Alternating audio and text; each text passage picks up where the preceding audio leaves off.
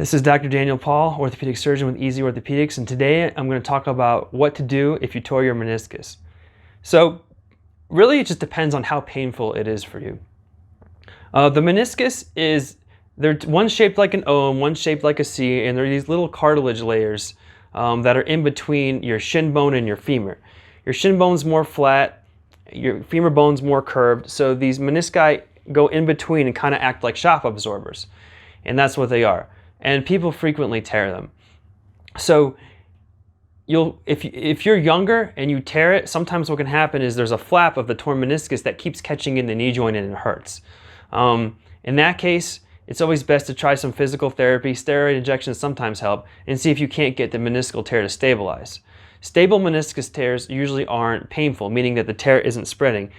The painful meniscal tears are when they're unstable and they are spreading.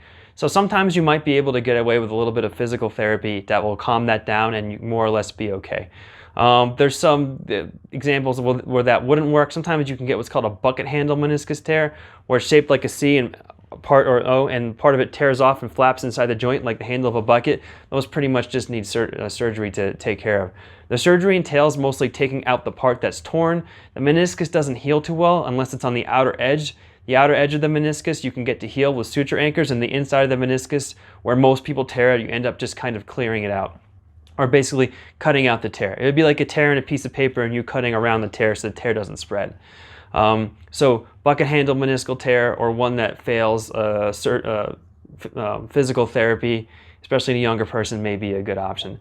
Now, a lot of people will have degenerative tears of meniscus. This is mostly in the older population. They'll have knee pain, they'll have some arthritis, they'll get an MRI, usually shows a posterior horn medial meniscus tear that's degenerative in nature. Those questionably don't really do well with surgery. A lot of surgeons like to operate on those, but there's a movement against operating on those.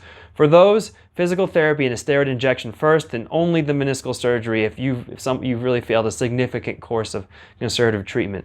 Those meniscal tears are usually more incidental findings, and the problems are usually more the arthritis than the meniscal tear. Again, if you have a degenerative tear. So basically, rule of thumb is if you're young and you tear it and it hurts and it's hurt after physical therapy, go get it taken care of. If you're older and you have degenerative changes already in your knee, maybe skip it. Just try some physical therapy or injections. Save the surgery unless it's really, really bad and really has not gotten better.